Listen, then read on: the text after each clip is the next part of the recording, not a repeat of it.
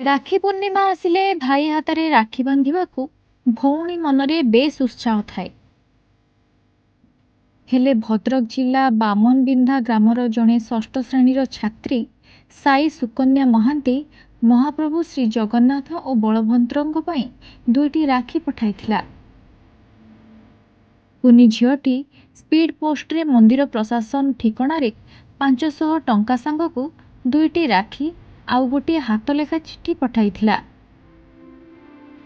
मुख्य प्रशासक निकटकू आसीथिबा ए चिठी रे कुनी झीटी लिखिछि, अंकल मोर भूमिष्ठ प्रणाम ग्रहण करिवे। मु पठाइथिबा दुईटी राखी को मो दुई भाई जगा आउ बलिया को पिंधाई देबे। आउ पठाइथिबा 500 टंका रे भाई भौणी को लडू खुआई देबे। ए स्पीड पोस्ट श्रीमंदिर कार्यालय रे पहुंचबा परे प्रशासन पक्षरु ताहाकू भक्तिपूर्ण भावरे ग्रहण करा जाइछि एवं एही राखी दुईटी को महाप्रभुंक निकटरे लागि करा जाइछि। एथि सहित 500 टंका को दान भावे ग्रहण करा जाइछि बोली श्रीमंदिर प्रशासन पक्षरु कुनी झियो पाखकू एक ऑफिशियल लेटर पठा जाइछि। महाप्रभुंक रथकन्या निर्माल्य रथ दौड़ी रथ काट संबलित एक पैकेट पठा जाइछि। कुनी झियर एभली महान कार्य पई शुभेच्छा और आशीर्वाद जणाइछन्ति श्रीमंदिर मुख्य प्रशासक रंजन दास।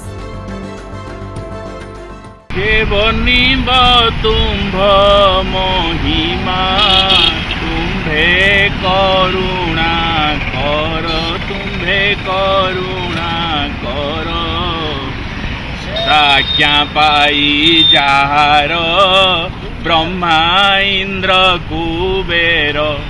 से भाव विनोदिया कालिया ठाकुर भाव को ग्रहण करती भक्त मानकर जुगे जुगे तार निदर्शन देइचंती। आपण चिंता करंतु पुरीर अनति दूर रे जो ग्राम मालती पाटपुर ग्राम, से मालती पाटपुर ग्रामरू मालती नामक एक कुनी झील आसीथिला, जे कि पितृ तार पिता एवं भाई को मध्य सर्पाघात रे हरैथिला।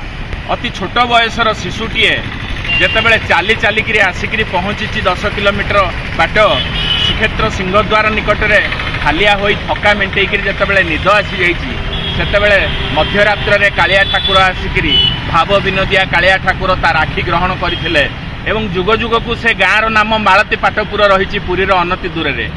आजिका जुगरे मध्य एई भली भाबरे कालिया ठाकुर इच्छामय अनेक भक्त मानकर मानसिक परीक्षा नौचंती एवं जे तांकु भावरे जेतेबेले दुई हाथ टेकिछि समर्पण भाव जेतेबेले निदर्शन देखैछि महाप्रभु ता भाव को ग्रहण करिसंती।